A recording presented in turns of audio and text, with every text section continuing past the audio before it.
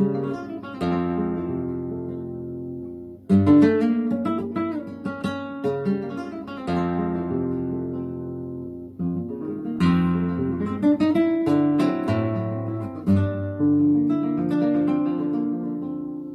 have a few visitors that have come on. Maureen, let's have them introduce themselves. Hi, I'm Tom O'Reilly. I'm from Leiden University Medical Center in the Netherlands. I'm a physicist by training, and I've been doing a lot of the development on the MRI scanner over in the Netherlands. Hello, I'm Josh Parker, and actually I was a student at Penn State with Dr. Johnes, so we go with that. Now I'm a professor of engineering in Paraguay at German Paraguay University there, and I'm a mechanical engineer by training, and also learning with the rest of the Must team how to build a system without these folks from the Netherlands. So very happy to be here, and hopefully get to meet all of you. Thank you. Good day. My name is Wouter Teens. I'm from Leiden University, same as Tom. And by training, actually, long way back, I'm a radiographer. And since then came a long way. So I'm really thrilled to, there's probably quite a number of radiographers in here.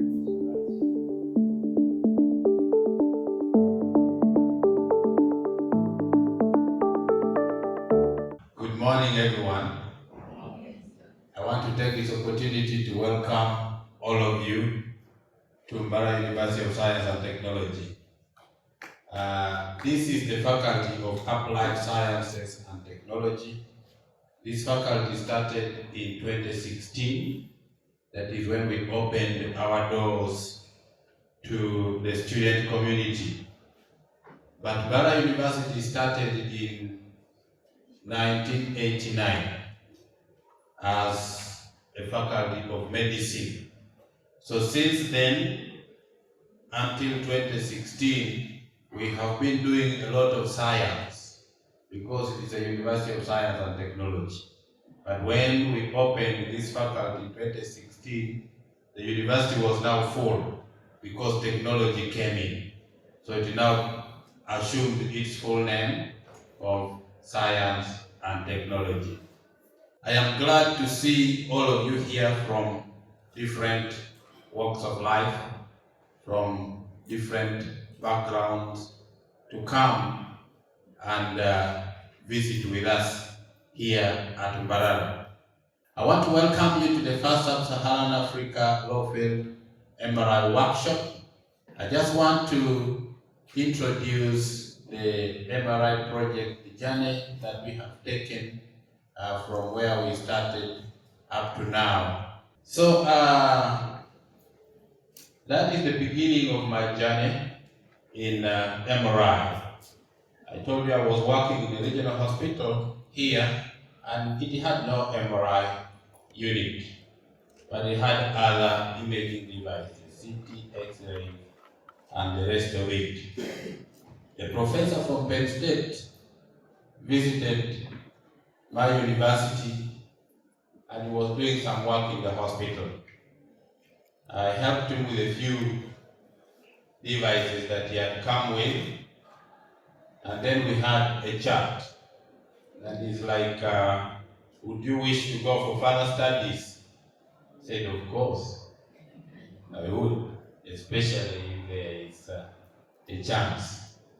So Dr. Stephen Schiff took me to Penn State in 2013. I joined Penn State to do my PhD degree and my research topic was in law field MRI.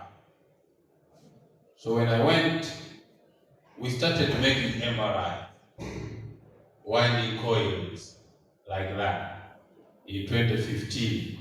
And with my colleague Josh had come in, and we would be in the lab in the middle of the building with no windows, but there is AC that would make sure the air is fresh.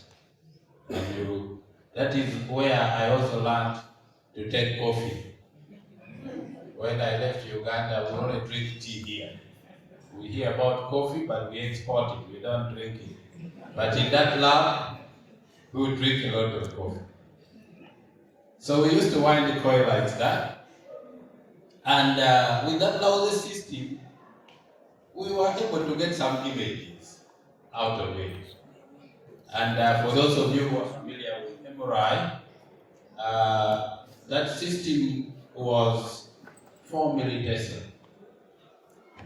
So that is 0.004 Tesla. If you compare to your 1.5 Tesla systems, then you know where we are coming from. The images might not look good, but when we saw those images, we slept for weeks in celebration. We didn't go to party, we went to sleep because we were not sleeping for some good time. So I finished my PhD and came back to Uganda, and with the support of Dr. Steve, with some money that he won from NIH funding, we started what we would call our MRI lab at MAST. We'll have a tour and you will see in the basement where we are doing some of our work. And Dr. Steve also brought in other collaborators, the Leiden University Medical Center, where Walter and Tom come from, and that is the reason that Tom and Walter are here, because of that collaboration through their director, Dr. Andrew Webb, whom we will also listen to. There was another collaborator, which is in the Netherlands, the Technical University of Delft in the Netherlands. Also, we got some funding, and with that funding, we were able to sponsor a PhD student, Emma Aishakie. He graduated from here with his PhD, and his work was trying to improve the homogeneity and resolution of these images that look like that. If we can get some of these images, can we use artificial intelligence, for instance, machine learning, to make sure that they are clinically viable? So that is what Emma specialized in, and with support from TU Delft. He has graduated and is now heading a department in one of the universities in the capital city, in Kampala. We have another student who is now on the program, PhD student. She's also a staff here, and she's also doing her research in low field MRI. And in our lab, we started to replicate the system that we did at Penn State. And we quickly realized that while in the US, power didn't seem much of an issue, when you come to Uganda, power becomes a very big issue. You have power going off here and there every time, and the system that we are building, we'll also have a look at it in the lab there, was relatively bigger than the system we built at Penn State. From 4 millitesla, we wanted to try and upgrade to 50 millitesla. So apart from the power, the system was also very noisy. And I am not saying that it screams at night. The electrical noise that it generates makes it very hard to image. Because ideally, when you look at the system like that, it's basically a giant antenna. If you hooked up your TV to this, you probably will get very good signals coming out of it. So as an antenna, it also picks up lots of other radio signals that you do not want to have in your MRI imaging. So when we are still struggling with that system, our friend Tom from LUMC said, I think you guys should stop. looks like we have a better system to work with, which does not need too much power and is not a giant antenna like the one you are building. So this is a system at Leiden University Medical Center built by Tom and his friend Walter and the rest of the team over there, and they could acquire significantly better images. So we started saying, I think there is some light at the end of the tunnel with these low-field MRI systems. And this is also around 50 millitesla, 0.05 Tesla systems. So most of the low-field systems that we have here are permanent magnet systems, a huge magnet up, another huge magnet down, and probably 0.3 Tesla and above. Okay? So we are talking of systems that are below 0.1 Tesla. So we think that if we can get images like these, we are approaching clinical applications with this low-field MRI system. So we say, hey, our friend, can we learn how to build your system as well?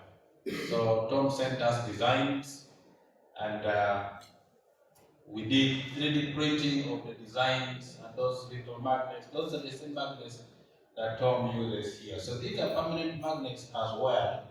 The difference with the big permanent magnet systems is that these are small permanent magnets.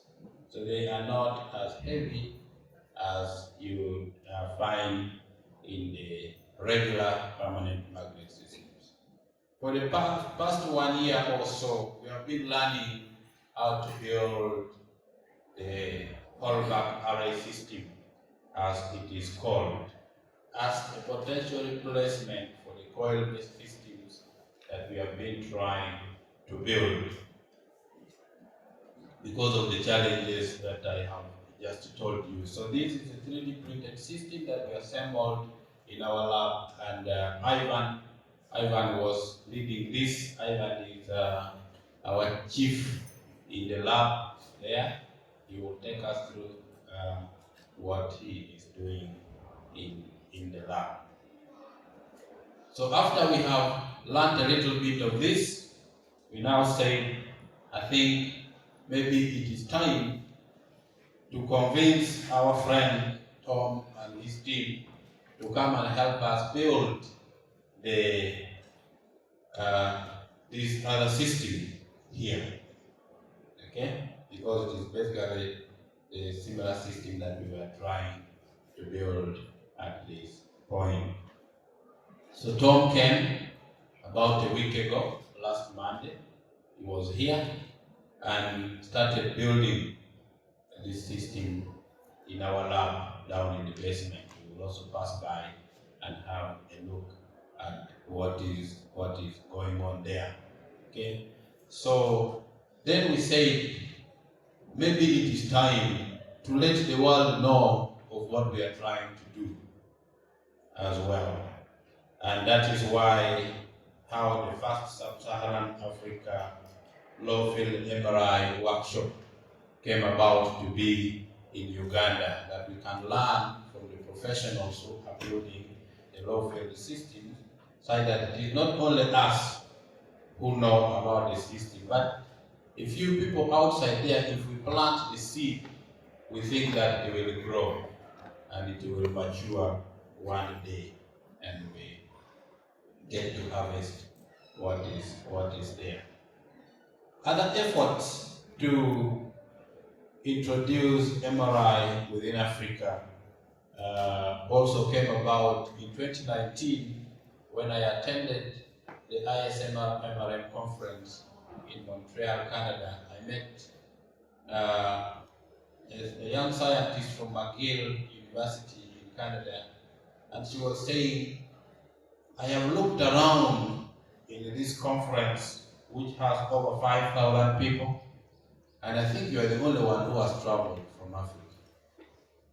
I said, is that true? He said, yeah, it looks like, but we are going to continue looking around. Maybe we'll land on some of them. Then we landed on Josh, and I'm like, this is my African friend. I was with him in the lab for several years, so we can say this is African as well. But we didn't get any other person. There could have been other people there. But when we had a meeting with her, she said we should have something that would promote MRI research and development in Africa. Because most of you who probably have practiced outside of Africa know that a lot of MRI units are used not only for imaging, but also for research purposes. But for us here, if we have our MRI machine, we don't want anybody to touch it because it is very expensive. If it breaks down, just that you are trying to carry out some research, that is going to cost some millions of shillings. And our money is not that very strong. So even something small costs millions. So you will not be allowed to touch many of our MRI systems for your research purposes. You can do clinical work because they are bought to do that clinical work, but for research purposes, it's a little bit hard. So we said, let's form a group, an association. So we formed the Consortium for Advancement of MRI Education and Research in Africa, which we call CAMERA. And this started as a subcommittee from ESMRMB, which is a chapter of ISMRM in Europe. And when you look at the composition of CAMERA then, it includes people not only from Africa, but also from outside Africa. Professor Andrew Webb was our main promoter of the ISMRM, the CAMERA initiative. So the CAMERA initiative is to strengthen research collaborations within Africa, establish industry, organizational partners, support MRI research, provide educational resources, and drive innovations to solve some of the needs that we have in Africa. So through CAMERA, I landed on Dr. Godwin Ogbole. That is how we came to start work with Dr. Godwin under CAMERA. After a while, we said that maybe we need something that is more specific to Africa. Can we form a chapter for the African scientists? So we came up with the Smart Africa Network, which is basically strengthening the research in MRI within Africa. Of course, with still collaborations from our partners and other international institutions. So through the Smart Africa Network, we were supported by the Johnes Obungoloch initiative. I think I've not put it here. We are supported by the CVI grant to do MRI training, recruit MRI scientists who are doing their own research or practice in isolation. That can we come together and form a group? Can we come together and form a consortium? Ogbole is here from the MRI Center in Kampala. And for a long time we were doing MRI here. We didn't know that Ogbole has a very good MRI in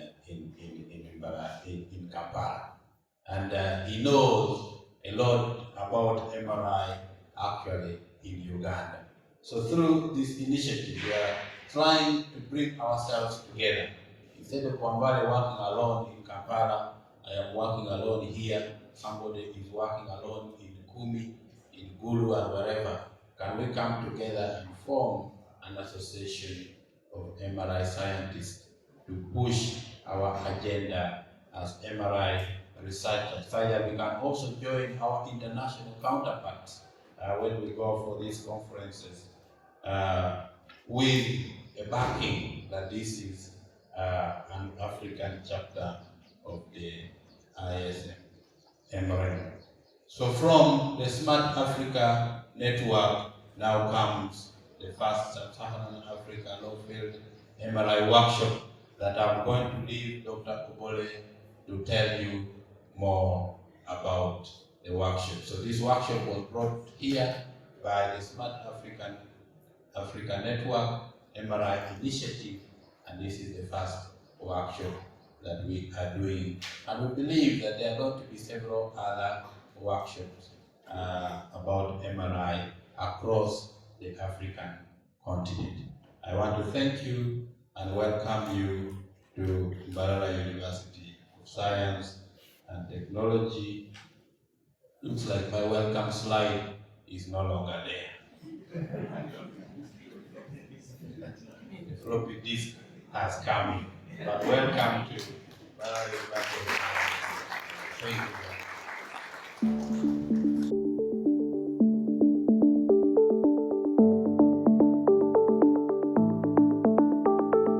Good afternoon, ladies and gentlemen, and Africa. I'm so excited to be part of this landmark event in Africa. And like one of the speakers has said, it is something that, it's beyond our imagination, and that's something that we think should have been well publicized, because we are moving from here and we're not going to go back. I'm telling you that this is a landmark event, and I'm sure in the sands of time for research in Africa, this will be well recorded and well reported. I want to thank my guests before I speak, and my brother, Johnes Obungoloch, a well-renowned scientist now and an engineer in Africa. And I want to say that I believe that this collaboration that we have started will go a long way to make a mark and a difference, and possibly even challenge other parts of the world, that Africa can teach the world something. Africa is ready to learn, but it's also ready to teach the world. So, I'll briefly tell you just my journey into research and MRI. I will give you a brief, talk about the wealth, the beauty, and the diversity of that continent. And no, we can go on. We can just go on. Okay? And this is just the layout of my talk. Let's move on. Okay. Now, my journey generally, I won't tell you I'm a Nigerian. And I was born in a very difficult place. I was born in Kano, the northern part of Nigeria. Nigeria, as most of you will know, is a beautiful place, but it's also a very hard place. And that's why you see most Nigerians are very, very resilient. They're very tough, and they always aim for what? To be the best, because they come from most Nigerians come from a very difficult background. And the country is not just physically, but it's a difficult place. But we survive. Nigerians are survivors. And I survived. Okay, next. So, my background in education, I went to the University of Ibadan in Western Nigeria. And I went ahead also University of Ibadan. I obtained my degree in medicine and had a master's degree also in epidemiology and also in radiation physics. And then there's also a hospital in also Ibadan.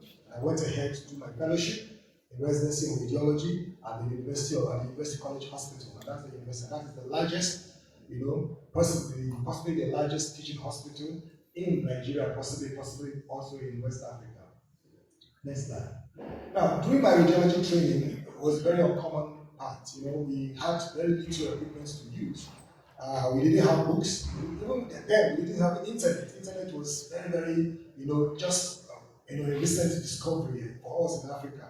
So we had to photocopy books. We didn't personally, I couldn't afford to buy, original books. So we had to photocopy books, and even the machines that we used were very, the images were not so good. We were able to read, about these machines. I didn't train with an MRI. MRI was not existent during my training. It was at the end of my training that we had our first MRI. And this was in 2005, that we had an MRI in my hospital. And then, of course, we had a lot of patients who were very busy. So I want to tell you also that even our training, our background, we had to learn things the hard way.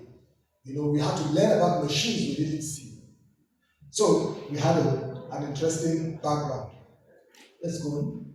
But I was fortunate, through the help of my teachers, and to have some time to travel out. And my first stint out of Nigeria, out of Africa, was to go to the US.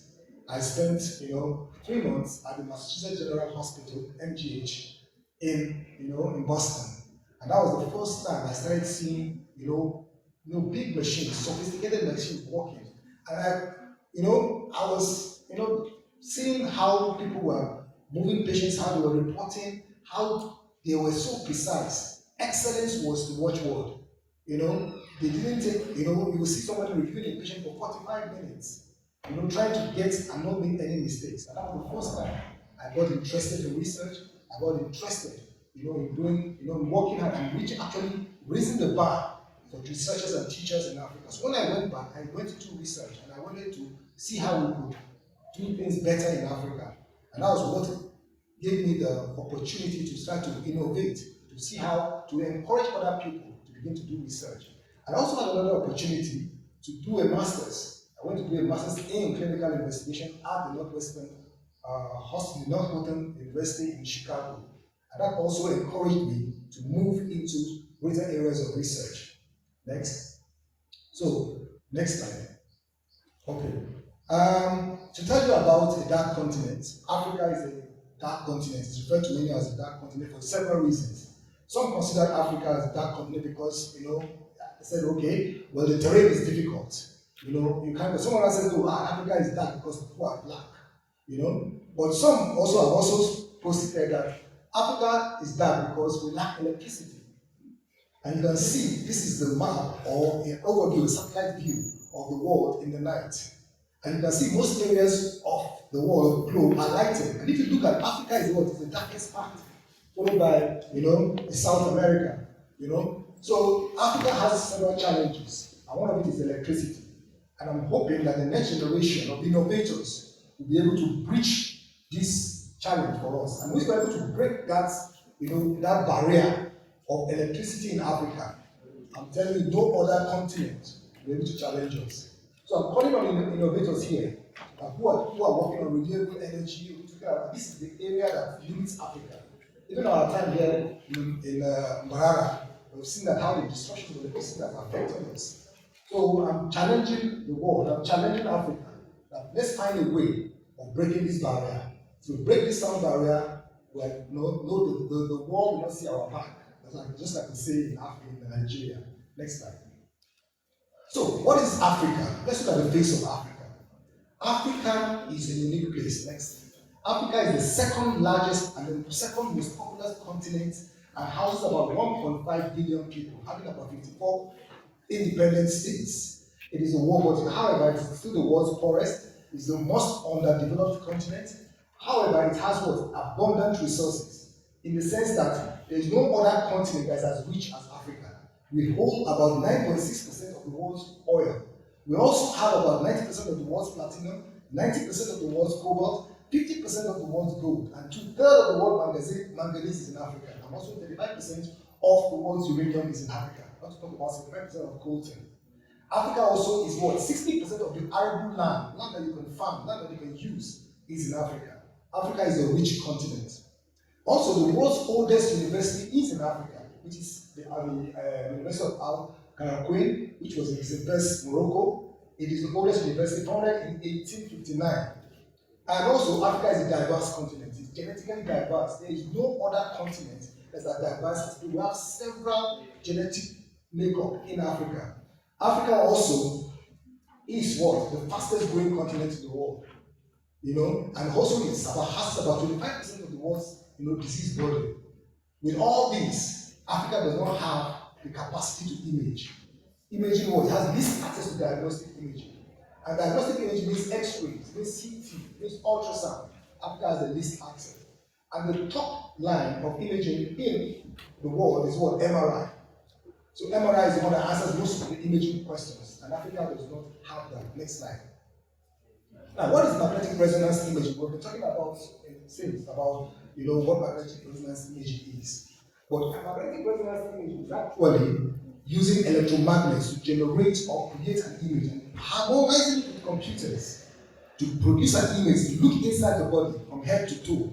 With an MRI, you can look at very high resolution images and be able to identify what is wrong with the patient. It's not only just giving you structural images, MRI can also give you functional images. You are able to see disease processes that are going on MRI and also analyze chemical structures. And that's why MRI is so beautiful, and it's a top-line imaging technique in the world. And that's why Africa cannot be left behind. The gap between Africa in terms of MRI technology and the rest of the world is so immense, so wide, that we need to bridge the gap. We need to begin to bridge the gap. And that is why this event, where we are building the first MRI, we are building a prototype of the first MRI technology, is important. We must make it right at this time. This is a landmark event and we must do it right. So if we're able to be able to solve that imaging problem with MRI, I believe in most of the equipment we use in our industry, in the healthcare industry, we'll be able to solve them. We're able to use them even more efficiently. Now, let's go to the next slide. Now, globally, what you have is that you have high quality images being produced by high-end systems. Most of the systems you see globally, MRI has moved from 0.5 Tesla, which is low field, to 1.5, which is what is generally used in most parts of the high, or the most developed parts of the world. Most of the developed parts of the world are using 1.5 Tesla MRI. And they are now moving to 3 Tesla MRI. And possibly in the next couple of years, we'll move to using 7 Tesla MRI for clinical use. Right now, 7 Tesla MRI is used for research. And some areas they have for research for 9.4 Tesla MRI. And I'm happy to tell you too that even in Europe, they are launching the 11.7 Tesla MRI for research now in Nottingham. So these are things that the world is moving, but Africa has not been moving in terms of this technology. But I'm happy that today, with building this system in Mbara, we are making Uganda what's going to be the seat of development of MRI in Africa. And I'm so excited, and I think the Ugandans here should be excited. Let's give Uganda. And this has been made possible by the efforts of Johnes Obungoloch. I am happy that his resilience will make the change in Africa. And we're going to work together to bring this change about. Next slide. Now, also talking about Africa, it's not just building the system. Africa has several challenges. If you look at the world, non-communicable disease is growing in Africa, but we don't have MRI technology to be able to counteract these challenges. We don't have We don't have funding. Most of our educational systems are not adequately funded, so that we can train ourselves to be able to innovate and do research. Because local industry or local funders do not give us money to do research. Most of the funding that we have in Africa comes from From the Wellcome Trust, come from NIH, come from international bodies. Africa's leaders are not funding education, and they must take a look and begin to fund education. But what makes the developed countries develop is because they funded education, and they are funding education. The US today spends more money on education than any other part of the world. And that's why they are leading. You cannot lead if you do not know. Knowledge is what is power. So we want to encourage Africans and African leaders to fund education. We don't have competent MRI experts. The few that we have leave the country because we do not have tools to work with. These are the challenges we have. Also, having coordinated programs that can train people in MRI technology are not anywhere in Africa. You don't find them in Africa. You don't have schools to train people in advanced technology. These are areas we must begin to look into and begin to craft ways of bringing coordinated programs, coming together as Africans, creating hubs for training in this technology within Africa. South Africa is doing well. They have the Tripic Center in South Africa, in Cape Town, where this is a hub for research. And some of you have been there and have trained there. We need to have more of such centers within sub-Saharan Africa. And I believe that with this innovation, with this landmark we are doing today, we are going to set the standard for the rest of Africa. If you look in this graph, you see that what? Africa has what? Less than what? 70% of the world have minimum or zero access to MRI. And most of these countries that don't have access to MRI, greater than 50% of them are in Africa. So Africa needs what? To move. Africa needs what? To begin to find ways to break this barrier. Next slide. How do we do this? Well, one of my friends, his name is Bruce Ogbole, he made a statement once at the conference in 2021 William Gilbert Lecture Award, and this was what he said. He said, it is increasingly recognized that while there is a lot still to understand, there needs to be a major shift from incessantly studying the problem to developing interventions to resolve it. Africa has been studied for long. We have been saying, how are we going to do this? How are we going to do that? This is the time for us to begin to not just talk about the problems of Africa, the time for us to begin to talk about the solutions that we can begin to implement to change the focus or change the standards in Africa. Next slide. So, the structural challenges, African challenges in MRI, the major challenges that we need to be able to break this barrier is to look at what infrastructural factors, which are what? Expensive scanners. We cannot afford expensive scanners because Africa most times do not spend so much on what? On healthcare. So we have to find ways of what? Looking for how we can make low-cost scanners. Most of the scanners we have in Africa are obsolete already. You understand? We need to move to the next level. The other thing that we have, the challenges that we have in Africa is electricity, like I've said. Apart from electricity, internet connection, we can't begin to look for information when we have more internet connections. So these are the barriers. And then of course, we need to have ways to access the cloud, have large data. When you're doing images, you need to have a space to need to store your information. These are the challenges that we must begin to identify and address. And then our maintenance culture, we must find ways to train engineers to be able to address our machines. Once they are faulty, we need to access it, correct the problem, so that we can begin to use them. So all these are the parts that we need to checkmate. In terms of electricity, continue next slide. You see that Africa has what we call energy poverty, as I mentioned before. If you look at this, a paper that was published, this other graph below, shows the paper that was published to show the neuroscience output from Africa in the last 20 years. And we found out that most of the people that have better access to electricity, as you can see, in the areas in North Africa, that have better access, and they're those that have the greatest amount of neurological science outputs in populations. And South Africa, and then some area, around, Nigeria, where there was some form of population, even though they don't have good electricity. So you can see how estate Nigeria, but even without electricity, they're able to push out science output. Next slide. Okay? So we must begin to find a balance. If we cannot afford high-end MRI machines, expensive machines, where do we go to? And I think low-field MRI would be the answer for Africa. We will make MRI more accessible to the greater population. And this callback system that Andrew Webb has told us so much about may be the answer, because the technology is relatively cheap, it's portable, and it's possibly sustainable. So this is why we must find a balance. Even though we still need the high-end system, 1.5 and 3 Teslas, but we know these machines are too expensive to be distributed all over Africa. Africa houses 1.5 billion people. Can they afford these high-end systems? If they cannot afford, let's make something that they can afford.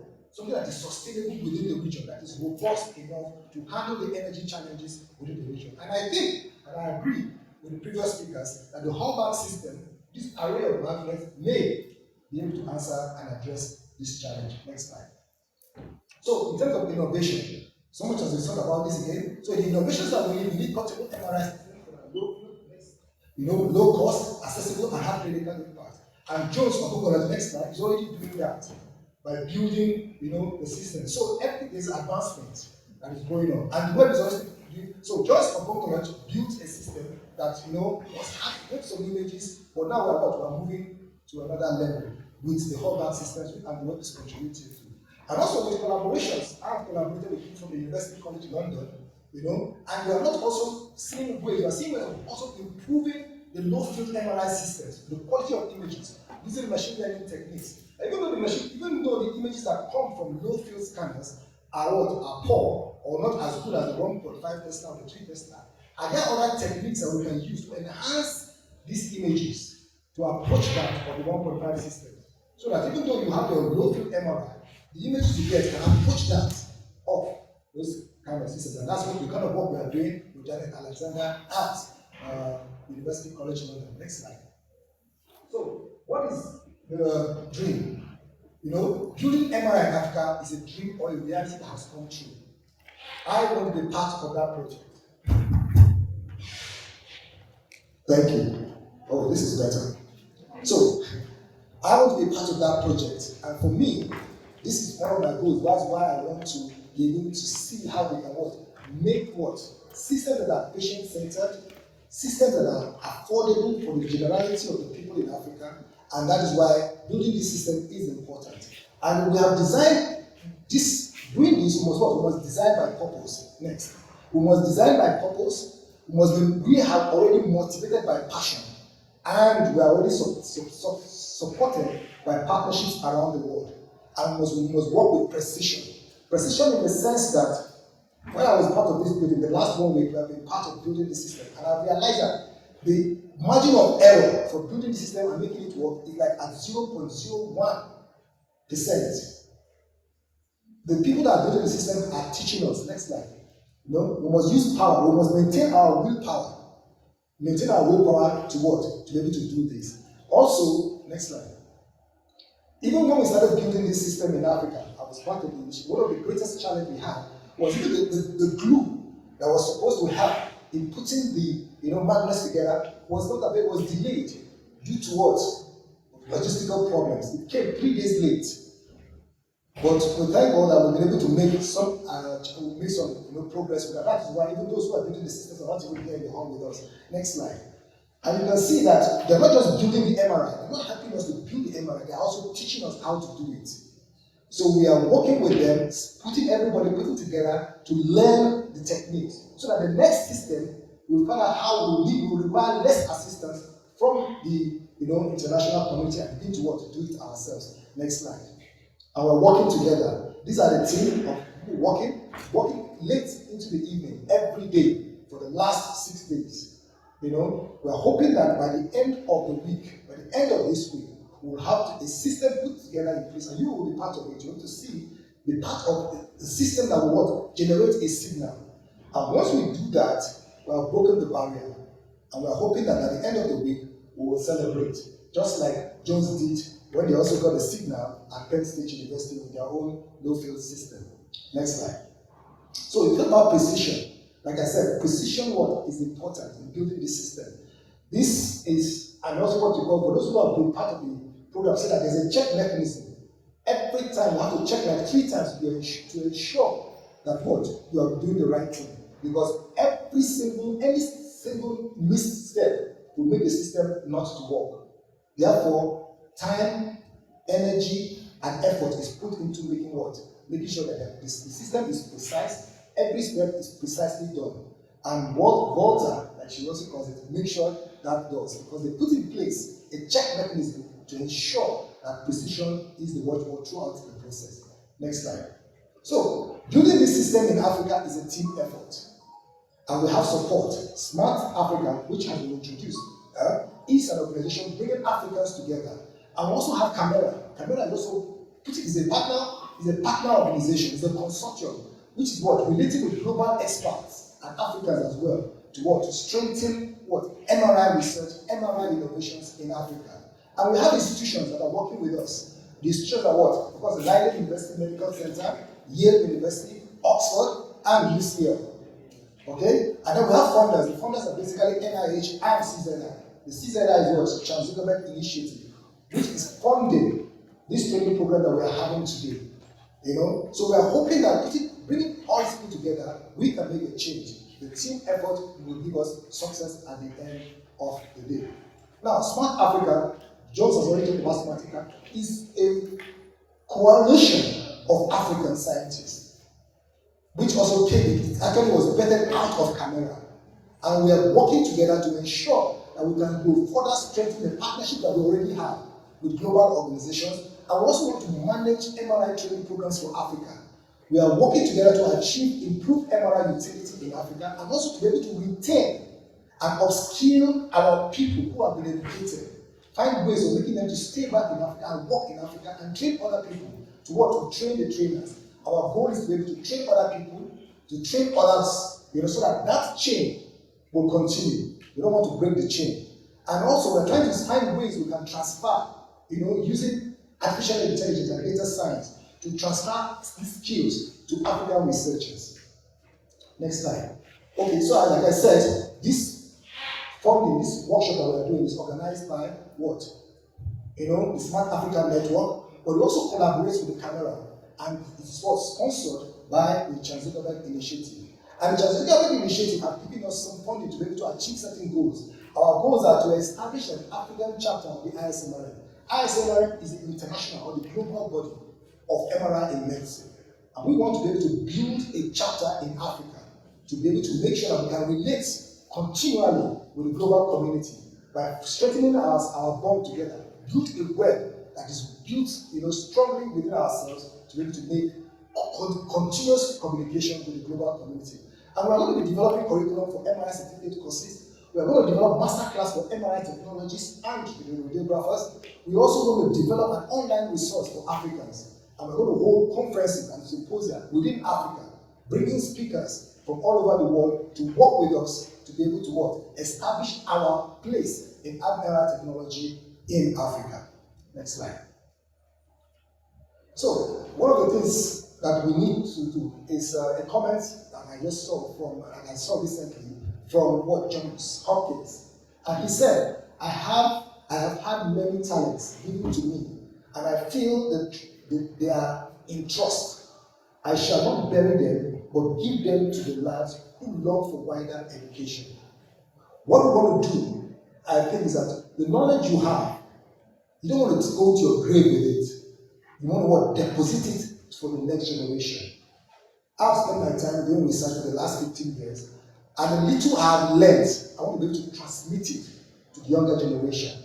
And I feel that is the only way we can make a change.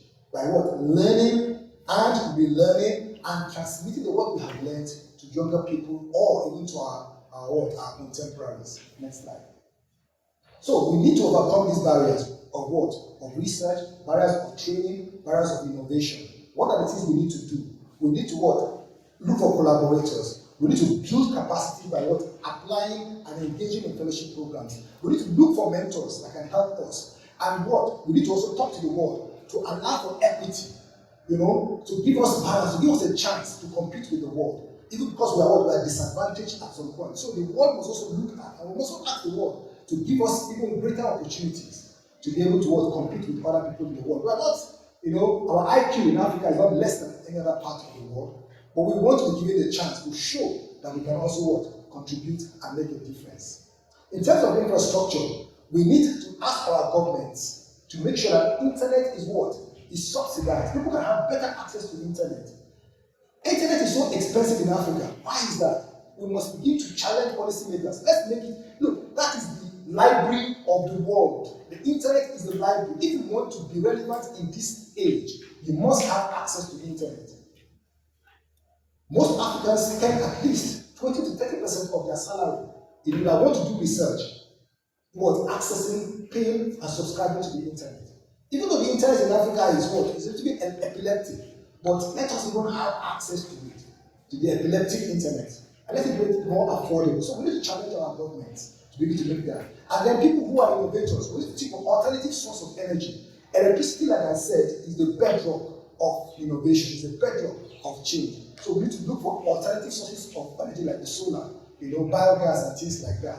And the world now is making resources open source. So we need to look for these technologies that are open source so that we can also use them and look for partnerships, and advocate, for greater domestic funding and apply for grants, even local and international grants. If we begin to do this, we begin to increase the awareness of policymakers, of people who can actually change things within Africa. Next slide.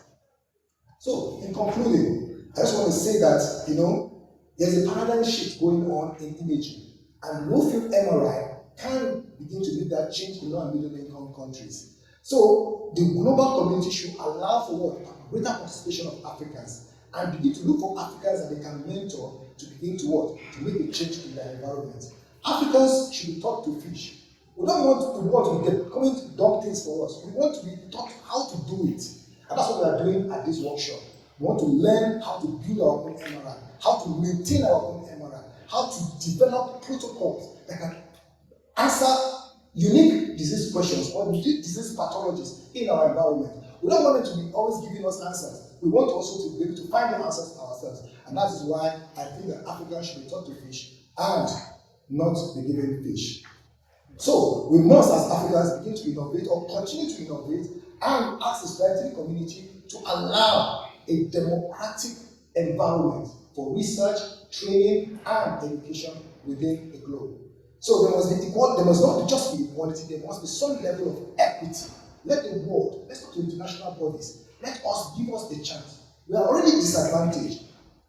So when we come to work, or we come to compete, give us something to make us to compete on the same level ground with the rest of the world. Thank you very much. I just want to thank, to acknowledge all those who have supported us, and there are many that you can even see here. It's been a wonderful time, and I want to promise you that this 1 week probably will be the best times of your life.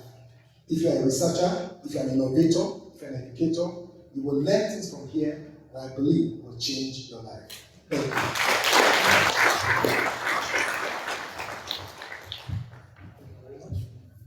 Oh, sorry. I didn't answer the question. I wanted to say the questions that Ellen that was pointed initially about low-field MRI and metals. With the magnetic strength that we're using, I usually want to call the field that we are generating with these systems are ultra-low field systems. They are ultra-low. They are even less than 0.1 Tesla. So the magnetic strengths are very small. So even metals will not. It may distort if you are imaging around the metal. But if you are a little bit far from the metal, the image you have will not be distorted so much. If you are imaging the brain, which is the system we are developing, the system we are developing today, or this week, or this period, are majorly to be able to answer questions that affect the brain. Because if you look at the imaging technologies that are available now, no system can look at the brain better than the MRI system. You can't use X-rays to look at the brain. You can't use, in adults, ultrasound to look at the brain sufficiently. You can't use what? Well, of course, you can use CT. But CT is where what? The resolution is not as good for soft tissue. So the best system you can use for looking at the brain is MRI. So if we can improve the quality of MRI with low field, then we'll be able to answer most of the questions that affect the neurological systems in our environment. Now, concerning exposure, well, I don't know. This workshop has been publicized, well, maybe not as adequately enough, but we are hoping that as soon as we're able to get the signal, as soon as we're able to generate the first image, I'm sure even the president or presidents in Africa will be at that event, where we'll demonstrate the first clinical image from the system we are developing today. So there's still an opportunity for the presidents also in Africa to shine. Thank you very much. I'm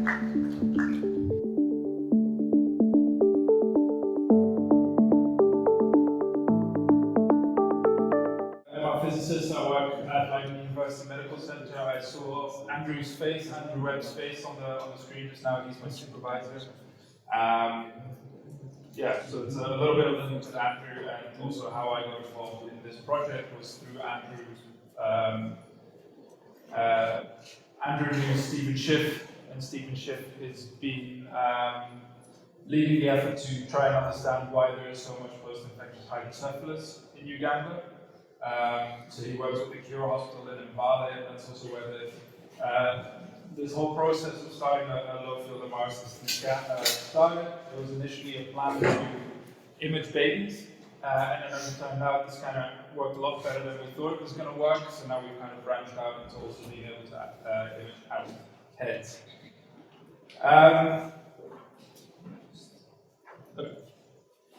So this is very sort of rough categories. Categorized the three main imaging modalities that are used in hospitals. We have ultrasound, which is a very cheap method. You can buy an ultrasound system for a few $100 that interfaces with your phones. good ultrasound system typically costs a little bit more than that, but it's definitely one of the cheaper imaging methods that you can use. Then you have X-ray and CT, which is sort of in the middle of the park, which is technique, great resolution. I don't have to tell you this. Great resolution, poor image contrast. And in terms of price, it's tens of thousands, maybe hundreds of thousands of dollars for a very good system. But it's definitely a lot cheaper than MRI.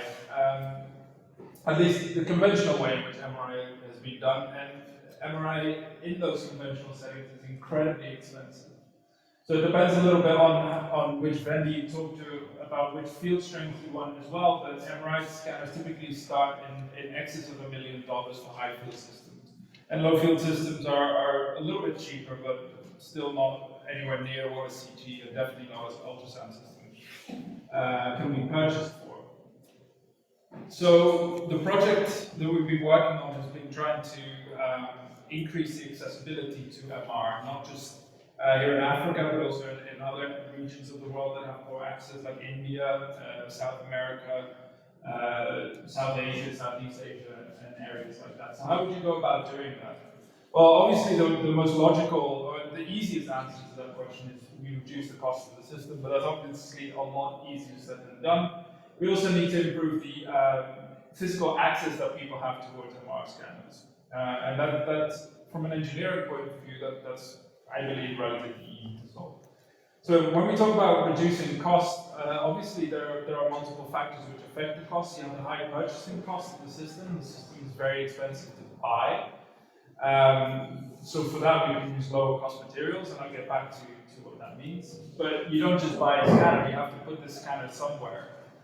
So then you also have high siting costs. So with siting costs, you have to kind of think about the room that you put the scanner in needs to be shielded, things like that. So in order to reduce those costs, we need to reduce the footprint of the scanner so that we don't have to have a giant shielded room in which it needs to be placed. And then you also have the issue of high maintenance costs. So MRI scanners like to break down. MRI scanners like to break down. She talked to Walter. Walter is not only very good at MRI safety, but he's also the person who keeps our 7 Tesla scanner up and running, and that scanner breaks every 2 weeks at least. And we spend out there in the open. People who know how to use electronics, know how to fix electronics, will be able to come in and fix the scanner. You don't have to send parts back to Philips, or you don't have to pay for a Philips engineer to come to you. You can just find anybody with a soldering iron who can come in and fix whatever needs to be fixed. This is sort of a utopian dream that I have. I don't know if it's actually going to happen, because I think there's also issues with certification and things like that. But at least that's the vision that we have in terms of reducing the maintenance costs of the system. And like I said before, increasing the physical access typically means increasing the portability. With the hyperfine scanner getting a lot of attention recently, which is something that you can roll around in your clinic. Although if you speak to some of the people here, I think he's here, Ronnie, who works in the Cure Hospital, is not entirely convinced that the hyperfine route is a truly portable system. So I said I was going to introduce the holdback system a little bit. So this is now jumping into the hardware side of things, because that's where we see a big difference in the cost of the system being made. And I've divided the MRI scanner into 3 different hardware systems, which kind of link to the name as well. So we have a magnetic system, which is the magnet. So this is the system that creates the magnetization in our materials that we play around with in MRI in order to get our signals out. But in order to get our signals out, we need the resonance system, or the RF system, which interacts with the spins to excite the spins, but also records the signal that comes out. And then in order to actually know where those signals are coming out, we need the imaging system, which is the gradients of the system. So those are 3 distinct systems, and I'll touch on all 3 of them. So in terms of reducing the cost of the system, probably the most important of these 3 systems is the magnet. So I'll start talking about that now. Magnet designs can be broadly categorized into 3 different regimes. You have superconducting systems, which use superconducting wire and need to be kept very, very, very cold. You have resistive magnets, which don't have those issues, and then you have permanent magnets. So the reason people tend to use superconducting systems in MRI is because they produce a high magnetic field strength, so you get a lot of signal to noise ratio. The B0 homogeneity is typically very good. So for a lot of people, that means you can do gradient echo imaging, you can do steady state free precession imaging, you can even run spirals if you want, and you can scan very, very fast. But obviously, they have a humongous drawback in that they're extremely expensive, not only to buy, but to maintain. They constantly need to be cooled, and they require a constant power supply in order to remain stable. Resistive magnets have some of the same benefits that high field systems have, because essentially they're the same system, you just don't cool it down as much. That does mean that you're able to run a lot less current through your wires, which means that the magnetic field strength that you're able to generate with these systems is very, very low compared to high field systems. So the image here is an image that comes from Boston, MTH, I forget his name now, Matt Rosen's group, and it's a 6 millitesla system. So we talk about low field, but 6 millitesla really is on the low end of the low field system. And you can't go much higher than that because your power demands go up. This is already a system that uses something on the order of 16 kilowatts, either 6 or 16 kilowatts in order to keep up and running. And that's a huge demand on your power grid, and it's also very expensive to keep up and running in that sense, although you can switch it off when you're not imaging. The cost of these systems is very, very low because all you really need is some copper wire. In this case, I think he attached it to some wood panels and was ready to go. So it's a low cost, high homogeneity system, just very low magnetic field strength and therefore extremely low SNR, although the images he was able to get with that system were very impressive. And then finally you have the permanent magnet systems, and they're kind of a compromise between the high field and low field systems, and the compromise is mainly the homogeneity of these systems. So you end up with medium magnetic field strengths. I don't know what the lowest field strength for one permanent magnet is. It might be ours, 50 millitesla. And I think you can definitely get half Tesla permanent magnet-based systems. I don't know if some of you have experience with even higher field strengths than that. But they will definitely be lower in field strength than superconducting systems. And depending on how you design them, they can be extremely heavy, although they will be significantly cheaper than superconducting systems to buy. And they also don't require any power. At least the magnet doesn't require any power. So if you lose power, it's no big deal. The permanent magnet systems themselves can again be subdivided into 3 systems. You can kind of see that the focus is already shifting to permanent magnet-based systems, because high field systems you can also subdivide into many regions. Into yoked magnets and yokeless magnets. Now, yoke is a bit of a weird word, but yoke basically means that you have a giant steel plate at the... Oh, you can't see my mouse. You see my mouse? Yeah. You have a giant steel plate at the top. They don't show it here. Giant steel plate at the top and a giant steel plate at the bottom. And that's used to contain the magnetic field of your scanner. And that has 2 functions, or 2 consequences. One is that you have very little stray field. So that means you can safely work very close to the system. And it also boosts your magnetic field strength. It does have a massive drawback, however, in that these steel plates need to be quite big. So you end up with a scanner that weighs a lot. Steel is very heavy and you need quite a lot of it. So the hyperfine scanner, which is a very nice example of a low field system, it's neatly packaged, but it does weigh, I believe, 650 to 700 kilos. So it's portable, but only because they put motors underneath to drive this thing around. Because otherwise it's far too heavy to move around. We have one in our hospital and we had to get a special help getting this thing in and out of the elevator, because otherwise the elevator would damage from rolling this thing into it. Then you have the yokeless magnets, which is typically Holbach-esque magnets. I'll come back to what that means exactly. They usually have a slightly lower magnetic field strength, but they have the really significant benefit that they don't have the iron yoke that yoke magnets do. So these can be made much lighter. This is a side view of the first scanner that we built, and I think the total weight of the magnet was only around 75 kilos. So that's almost 10 times less than what the hyperfine scanner weighs. And when it comes to portability, that weight makes a huge difference. And then finally, you also have inhomogeneous magnets that I won't focus on too much, but you can use the flexibility that permanent magnets give you to come up with really interesting concepts of what an MRI scanner actually looks like.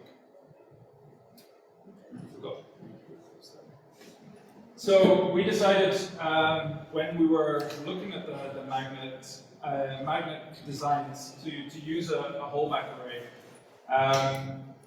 That was because we wanted it to be light enough that you can put it in the back of a pickup truck. We didn't need the highest magnetic field strength. We were initially set a target of imaging 5 by 5 by 5 millimeter resolution, because for hydrocephalus, that's kind of all you need. You need to know where is that fluid buildup, so you can afford to have a slightly lower magnetic field strength, so with that lower resolution, or coarser resolution. It doesn't need any external power because the magnetic field is generated by the permanent magnets that you guys all handled earlier. And if we put those magnets, does anybody remember how many we actually use for the magnet? I would be impressed if somebody does. The magnet that we're building downstairs, how many individual magnets are we using for the big magnet? Yes? 4,089, yeah.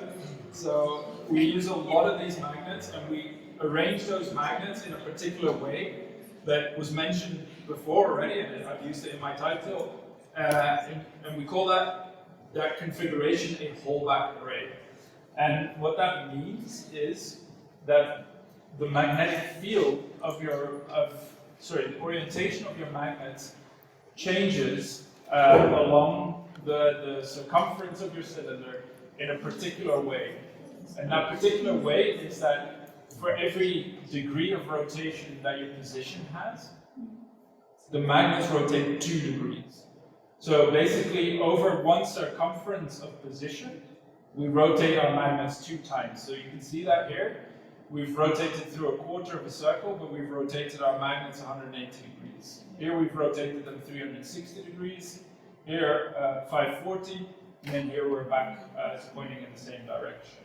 And if we arrange our magnets that way, in theory, we get a perfectly homogeneous magnetic field that is pointing across the board. So that's already a huge difference with conventional MRI systems, where your magnetic field is usually pointing down the bore of the magnet. In this case, our magnetic field is pointing across the bore of the magnet. So I said in theory we get a perfectly homogeneous magnetic field. That's because that's really true for infinitely long arrays. Like everything in physics is easy if you make everything infinitely long. The same is true when it comes to magnet design. If we reduce that system size so that it's no longer infinitely long, but something practical, then the homogeneity of the system goes way down to the point where you shouldn't even bother doing an MRI then, because you're not going to get any nice images coming out of it. So the big challenge was, how do you make your whole-back array not infinitely long, but still end up with a homogeneous magnetic field strength? So the way that we did that was by allowing the diameter of the rings, the diameter of the whole-back array to vary along the length. Because a narrower whole-back array, one with a smaller ring diameter, is associated with a higher magnetic field strength. So if we look at the image on this slide, which is a line plot of the magnetic field along the length of a whole-back, we see that it starts to drop off towards the edges. So if we put stronger magnets here and weaker magnets in the middle, this drop-off gets compensated and you end up with a homogeneous magnetic field. So that's what we did. You see a side view of it here. We have very small rings here at the end, and in fact these rings are cheating a little bit because they have 3 layers of magnets, whereas the ones in the middle have 2 layers of magnets, and that just allows us to make the system even smaller. And we're able to really efficiently compensate for the magnetic field perturbations that are present using this method. So this code for doing this is completely open source. You can run it in Python. This is also free to execute your code in. You can play around yourself with this code if you want to. You can just download it from our GitHub page. If you don't want to, I also understand. I just find it fun to play around with. We then do some more very accurate simulations to make sure the magnetic field is what we expect it to be, and then we kind of wrap up our design for that.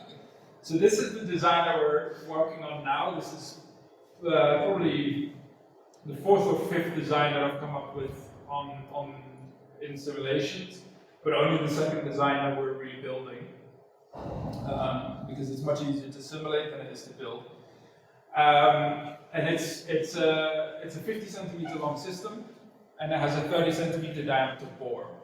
So there were a lot of questions downstairs already about, well, how can you image people in a system that's 30 centimeters across? Because rightly so, your shoulders are about 60 centimeters across. We don't put our shoulders in.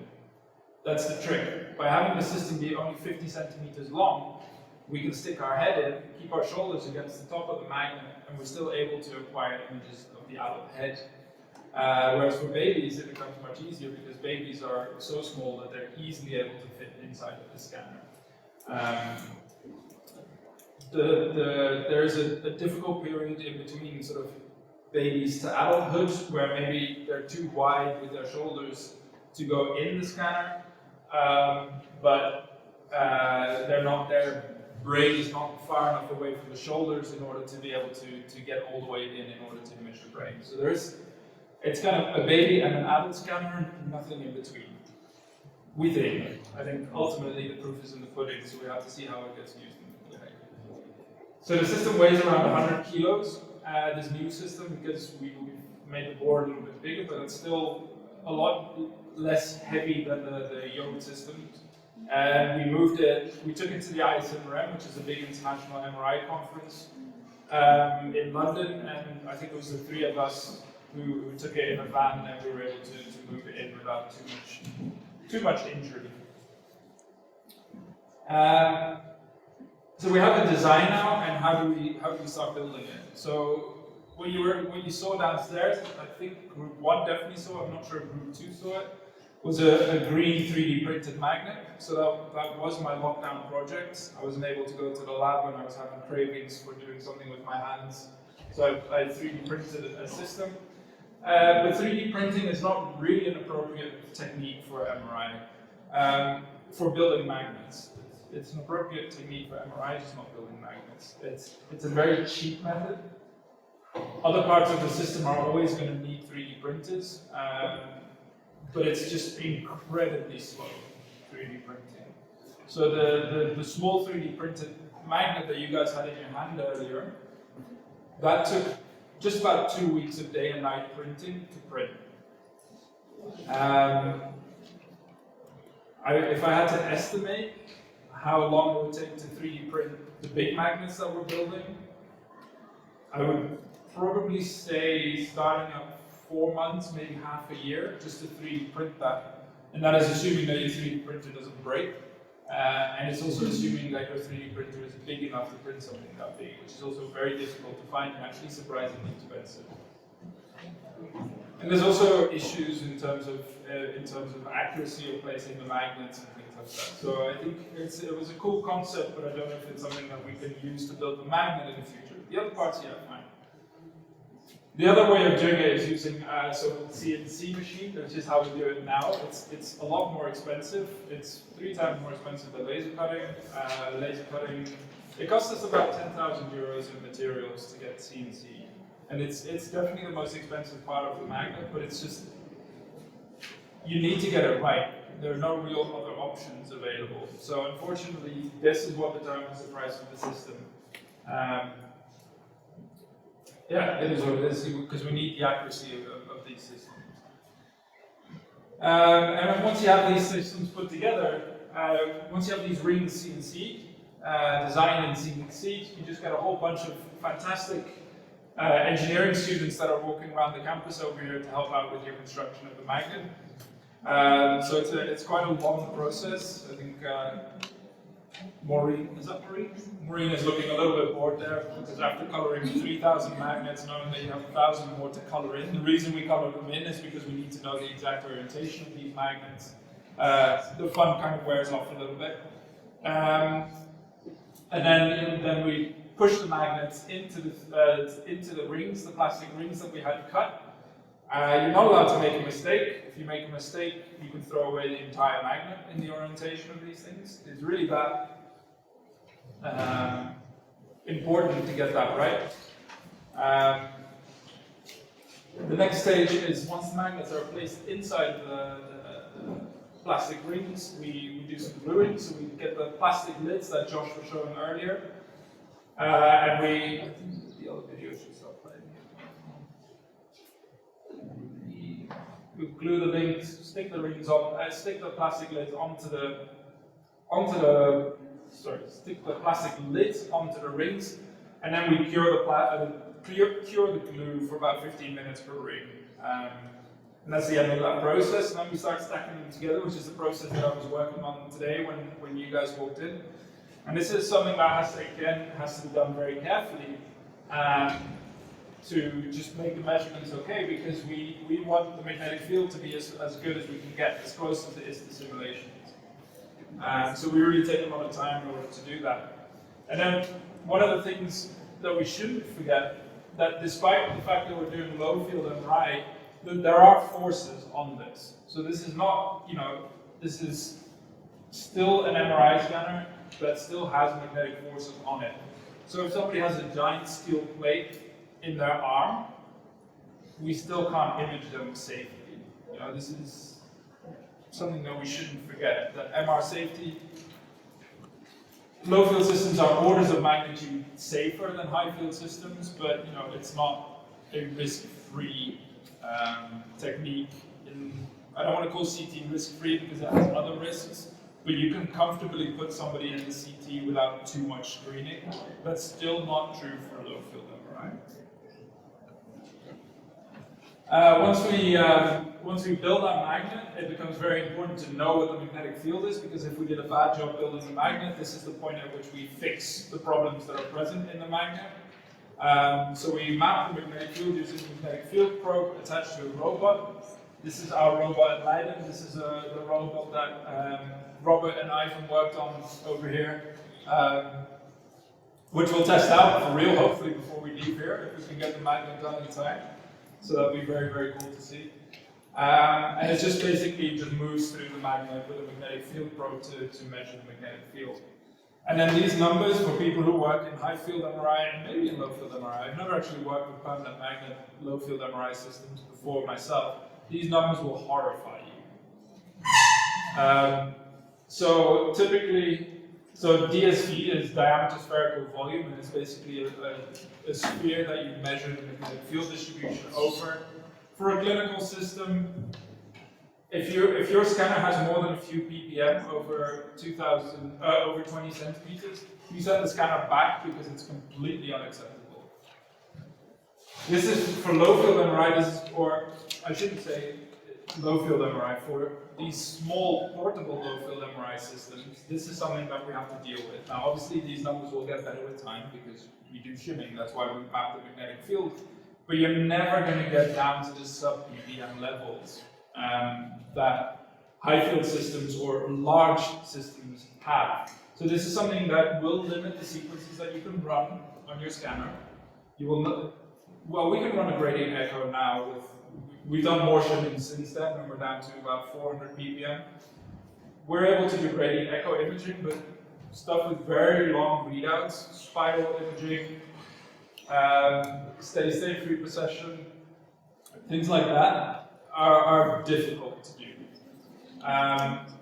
At the same time, 850 ppm at 50 millitesla is a lot less than 850 ppm at 1.5 Tesla. So because our magnetic field strength is a lot lower, if we talk about inhomogeneity in terms of hertz rather than parts per million, the picture gets a little bit better for the low field MRI, but not much.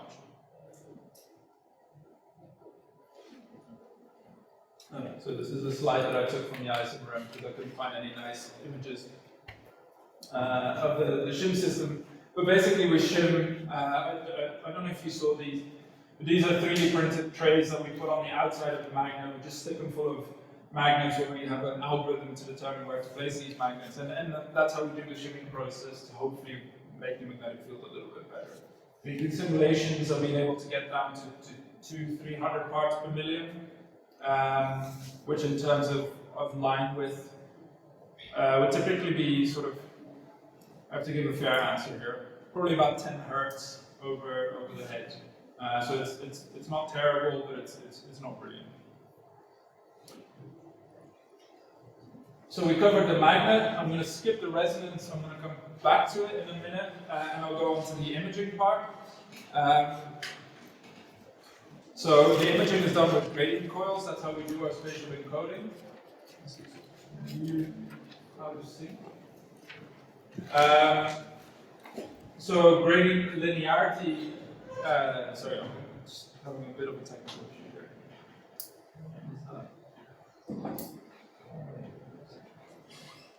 Okay.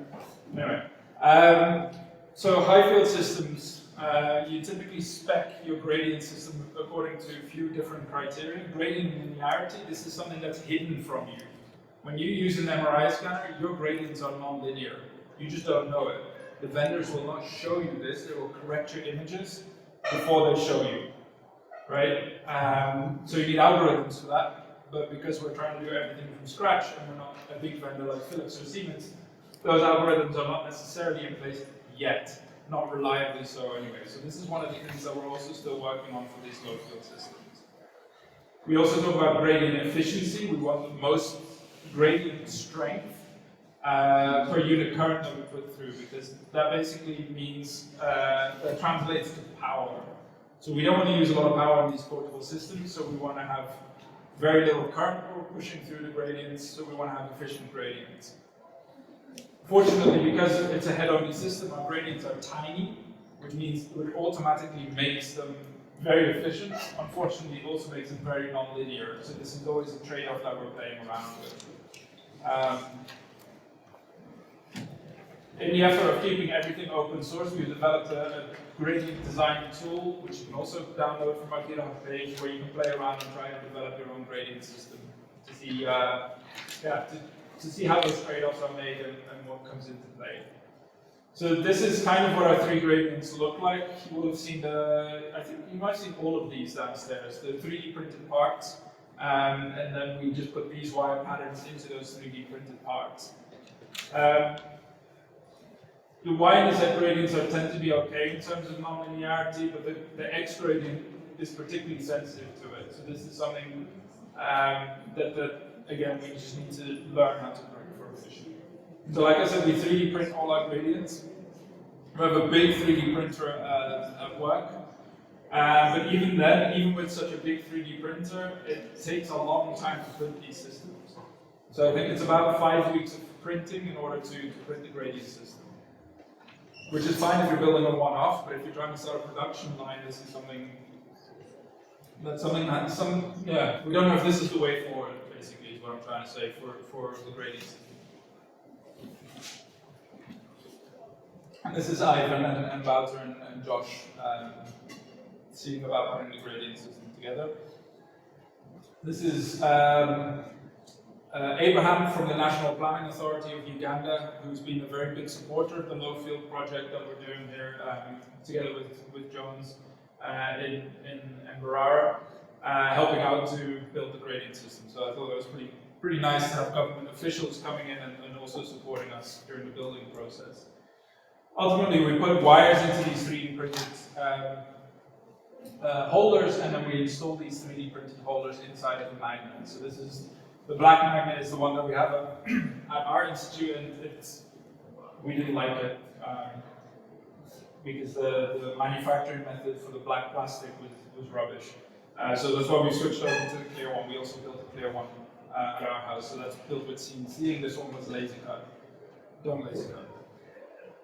And then you install the 3 gradient systems inside one of each other, and actually the X gradient, which is the worst in terms of linearity, it forms our bore of our magnet. So that's how the system kind of gets stacked on top of each other. And then I want to talk lastly about RF. So RF in MRI, we are set to operate in a near field regime, which is why we call it RF coils rather than RF antennas. An antenna is something that radiates into the far field.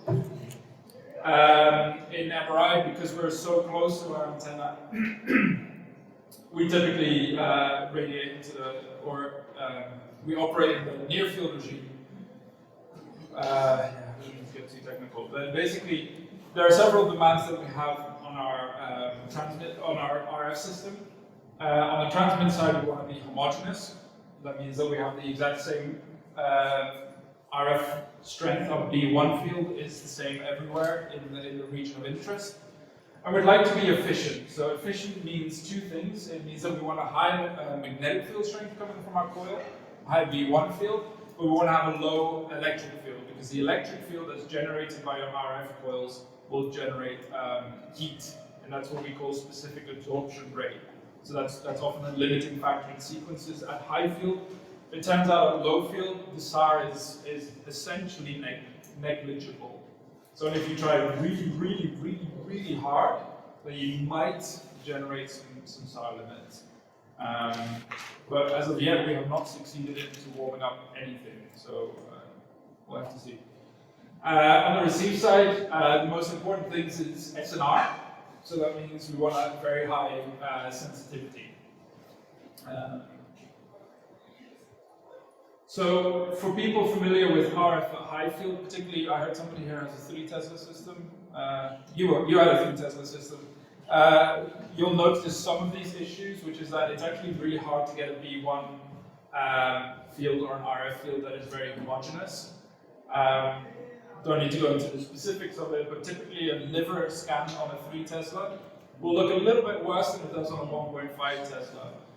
Because of the issues when it comes to RF homogeneity. This is for adults, for babies it doesn't matter, at 3 Tesla. Tissue heating is a really severe issue. It scales with SAR scales with the square of the electric field, and the electric field scales with the frequencies. So you end up having this to the power of 2 dependence on the frequency of your magnet and therefore your magnetic field strength. So the 1.5 Tesla is 30 times higher in magnetic field strength than our little low field system. So even at 1.5 Tesla, where you often are less SAR restricted than at 3 Tesla, the SAR on those systems is 900 times higher than it is on the low field system. So that's why I said SAR is really not an issue for us. What is an issue is sample noise, basically coil bandwidth. And I'll go into that a little bit, but this is also very much an active area of research, which is, as it turns out, if you build the absolute best RF coil that you can build, it's essentially useless at low field MRI because you're only sensitive in part of your image. It's a little hard to explain, but I believe I have examples. I can't actually see my PowerPoint coming by. So for our system in Leiden, we've built 2 different RF coils. We've built a 15 centimeter long, 15 centimeter diameter. So this is not.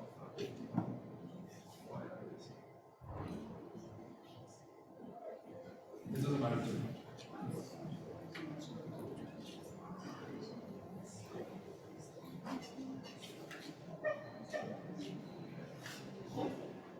Is it just really out of sync?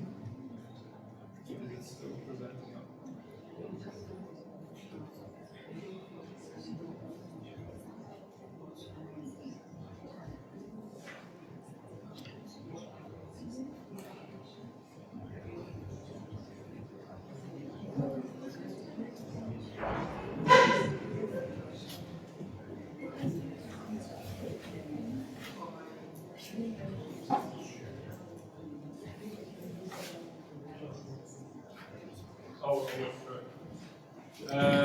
So we built 2 RF coils for the system that we mainly have used in vivo.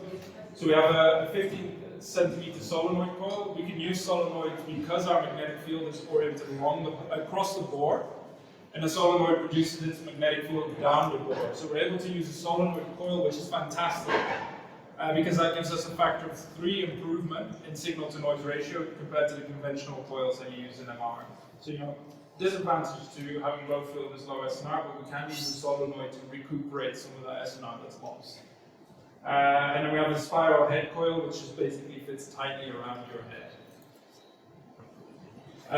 One of the things, this gets a little bit technical, so please feel free to interrupt if you don't know what I'm talking about. I'll happily explain it. But basically, your RF coils are very sensitive to what you put inside of your RF coil. We call this process coil loading. And it basically means that when you build your antenna, you shouldn't build it. So when you build your RF coil, you shouldn't build it assuming that nothing's going to be in there. You have to build it assuming a body is going to be in there.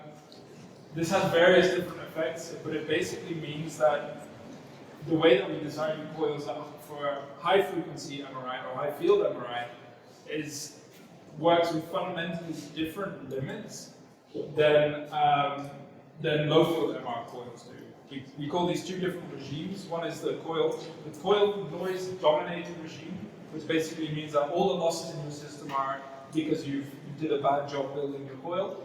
And at high field, we work in the body load dominated regime, which means that your body is basically a giant resistor and it ruins your coils, so you might as well not bother building good coils.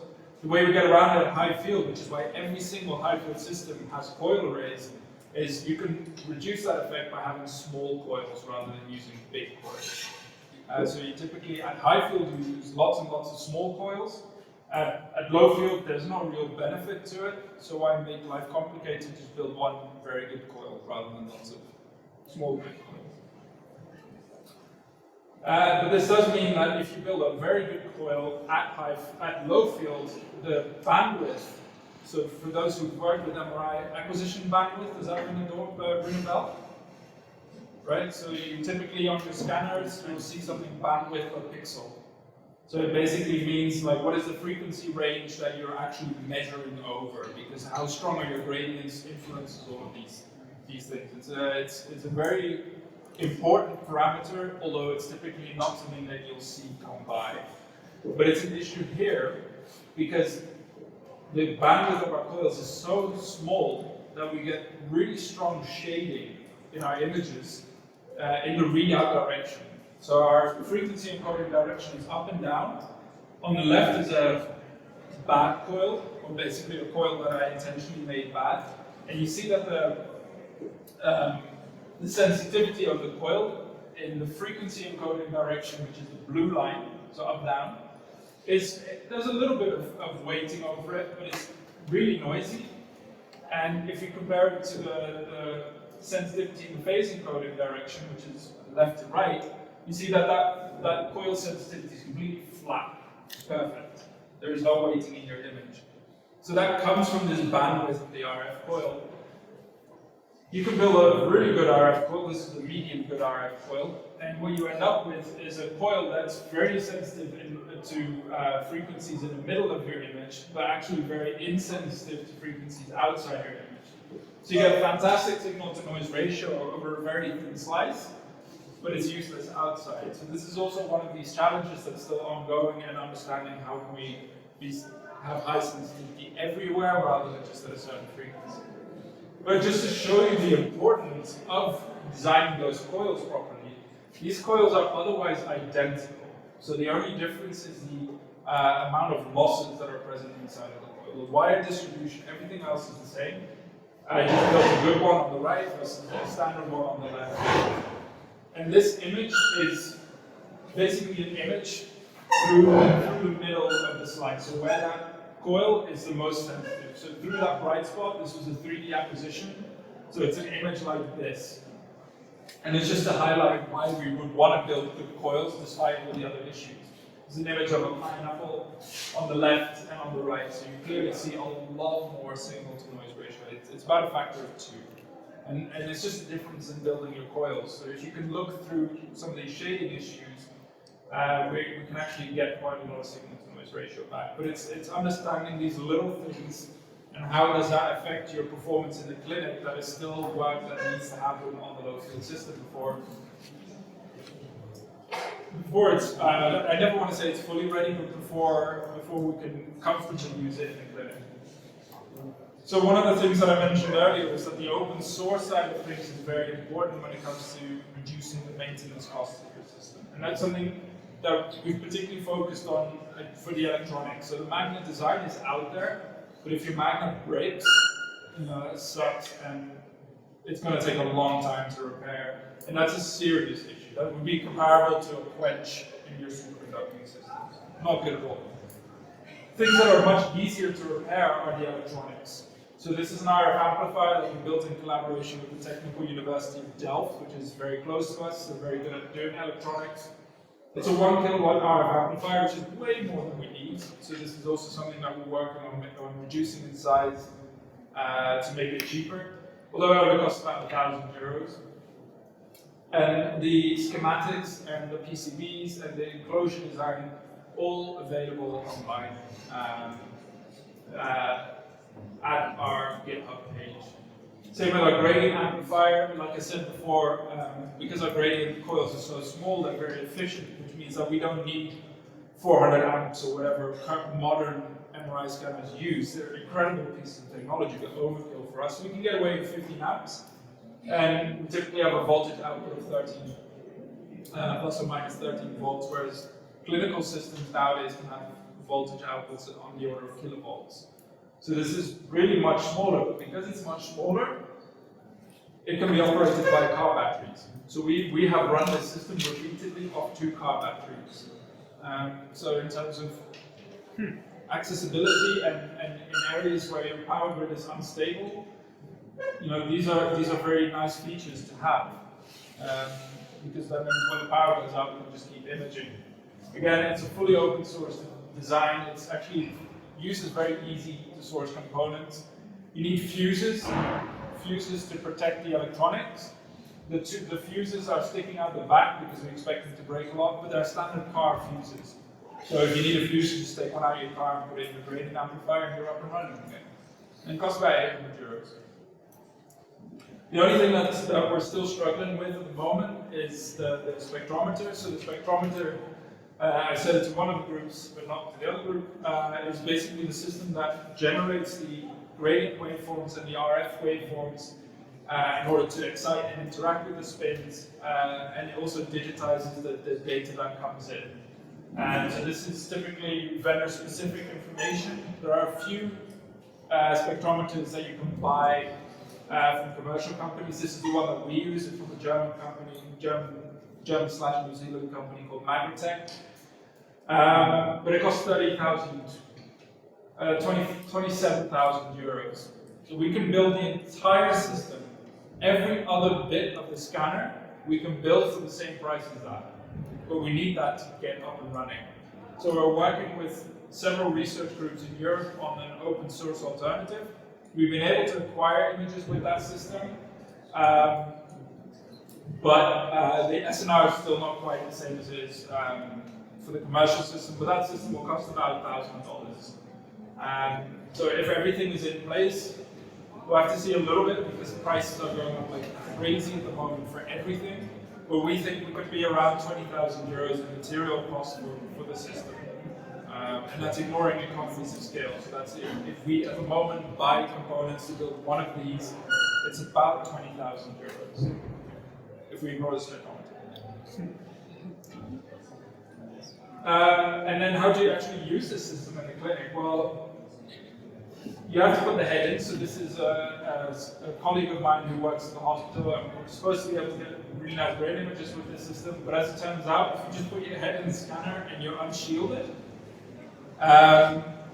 you get nothing but noise in your image. Because the noise comes in, it couples into the body, and the body will guide all of that noise into your antennas, and from your antennas it will go straight into your spectrometer and you get pure noise. So what we've done is, what we originally did, and the reason I wanted to put it up here is because this is one of the things that still, we have systems for it, but I didn't have the slides with me, unfortunately. You basically just need to cover the body in a conductive shield. You don't need to shield the entire room, you don't need to do anything too complex, but you do need to shield the body in our system. The hyperfine will also have these issues. Other low field systems also have these issues, but one of the hot topics at the moment is active noise cancelling. So who has noise cancelling headphones? You have noise cancelling headphones. You have noise cancelling headphones. Noise cancelling headphones are extremely cool. They have a little microphone on the outside of your headphones that records the sound from your environment, and then basically it will counteract that noise. It will play the opposite of that noise into your ears. So when you sum the two signals together, you get no noise. And basically, if you're sitting on an aeroplane, it's incredible. They use the same thing for MRI, so they have a whole bunch of little coils that don't pick up MRI signal, but they'll pick up noise, and then it subtracts that noise from your image. And then they claim that you don't need a shield. But that's not entirely, well, you get an image, and the image is okay, but the noise is not gone. So at the moment, if you want a high signal to noise ratio, unfortunately you still need to shield the body. So these active noise cancelling methods don't work all that well. If you compare I don't have the data on here at the moment, also partially we're not allowed to use it. But if you compare the images that we get out of the hyperfine system compared to the images that we get with our system, with the hyperfine has this active noise cancelling. We use this extra shield. There is no comparison. The signal to noise ratio is much higher if you use. There might be other differences in the systems, but I assume that hyperfine is good at building hardware. The signal to noise ratio in our images is 3-4 times higher than it is from the hyperfine system, even after hyperfine uses the AI reconstruction. Because we don't. At the moment, this is my reconstruction code. I wrote it in 2 lines to make it look slightly more impressive than it looked anyway, but it's basically 1 line of code. It's a Fourier transform. So this is one of the things where there's still a lot of room for improvement. Everybody talks about it, AI in your image reconstruction. A lot of low field systems will do a crazy amount of AI on your images before they show it to you, which is great because you get pretty images. The question is, and that's something that Josh will talk about later, but it's something that we've seen coming from the images from the Cure Hospital, is that the data becomes a little bit unreliable with machine learning. It works in the majority of the cases if you have a relatively stable environment, then it works. But unfortunately, some of these children from the Ogbole, from the Cure Hospital in Ogbole, their brains don't look like a healthy brain looks. And then you start getting issues, and an AI that is trained to look at healthy brain images for something that is extremely does not look like a healthy brain. We've seen issues there. So in some places it would look like the skull was missing when on another image on the same patient, the skull was present. Sometimes the ventricle sizes are noticeably different between a T1 weighted image versus a T2 weighted image. But there's always going to be a little bit of difference, but it was very strange to look at. So at the moment we're comfortable using a Fourier transform on our images, and perhaps in the future, or no, definitely in the future, doing some distortion correction for greater nonlinearity and things like that. But there's questions when it comes to reliability of data when you use AI, and that's one of these things that needs to be looked at, whether or not it's actually worth it. And again, Josh will talk about that a little bit more later on in the week. So when it comes to actual images, all of these images, I should add, at the moment we don't have ethical approval to image on our scanner.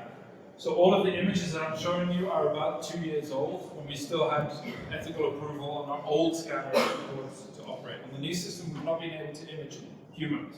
So this is on our old scanner. We've made significant improvements in signal to noise ratio on that system.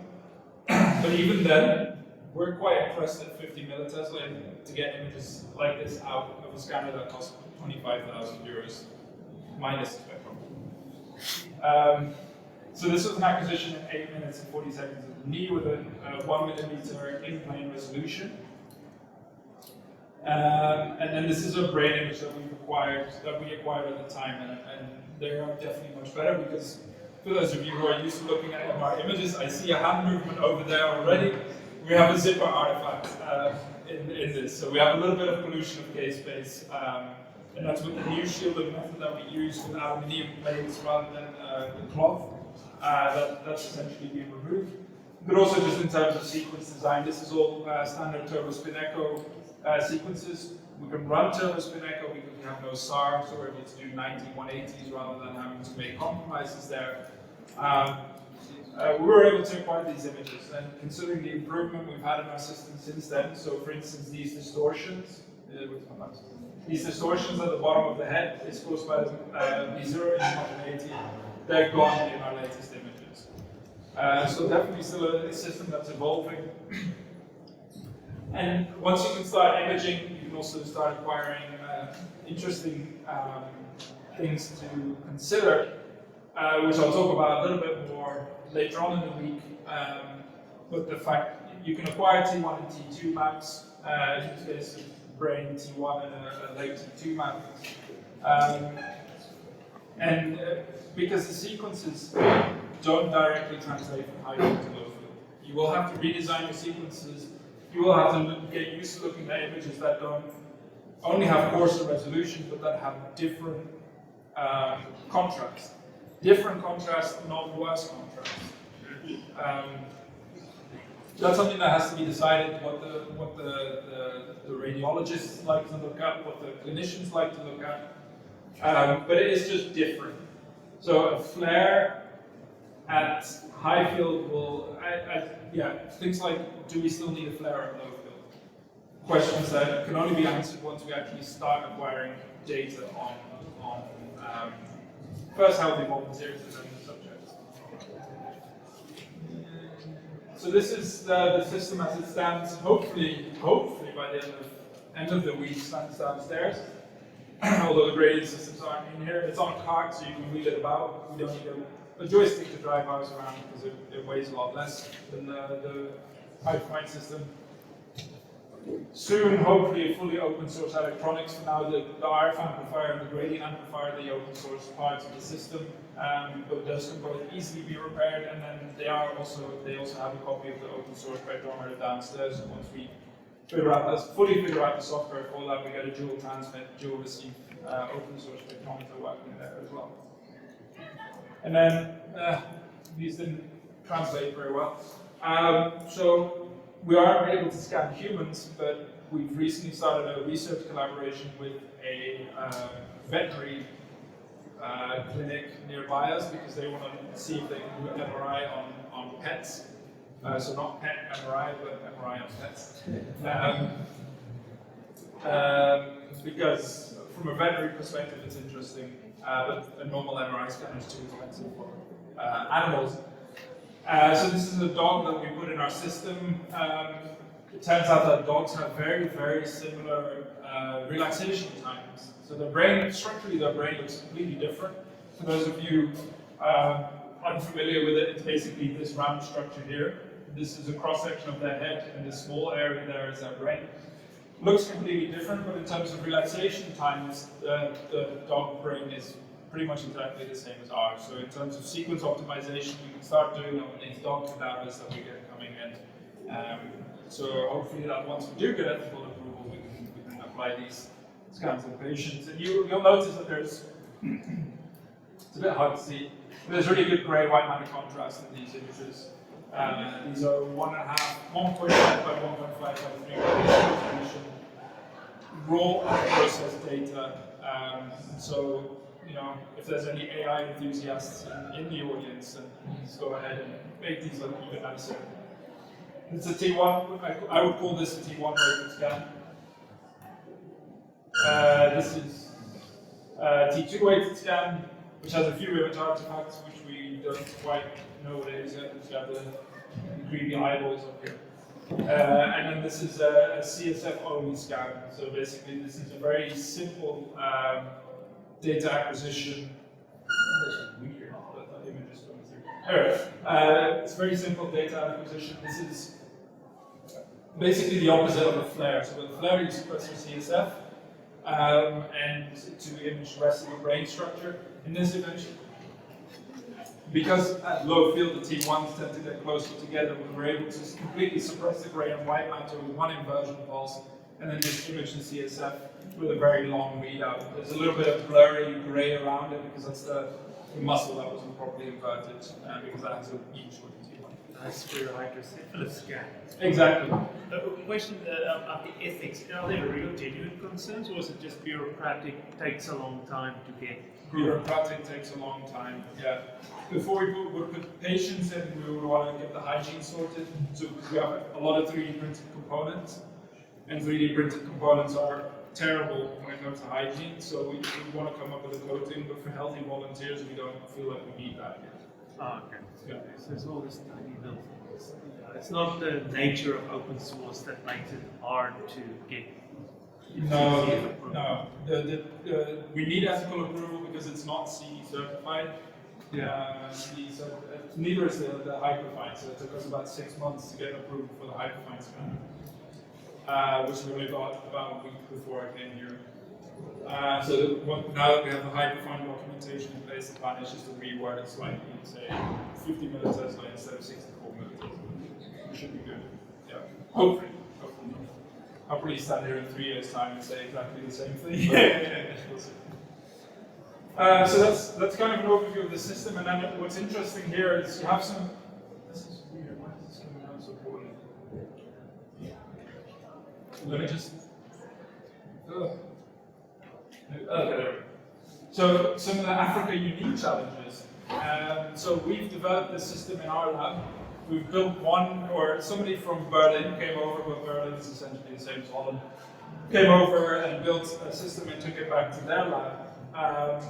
But this is the first time we've really gone to somewhere completely different than Holland. And one of the things that we ran into, which was Abraham was talking on it, we were having a chat with Abraham from the National Planning Authority. And he was saying, yeah, you know, we have a lot of iron ore in Uganda. And we'd really like to, one of the things that we're looking into is developing the iron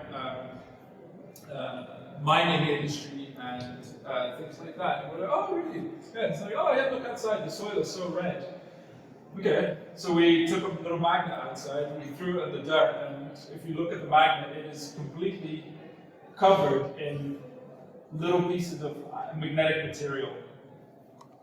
So we've been able to scan without any issues, worried about dust or anything like that, but considering we only threw that magnet on the floor for a little bit and picked it up again and it came back completely covered in iron pieces, this is something Uganda specific that we would never think about, but you know, an enclosure here will be a lot more important than an enclosure in Holland, at least a dust-proof enclosure, so we don't end up with magnetic dust everywhere because that will affect the homogeneity of the system.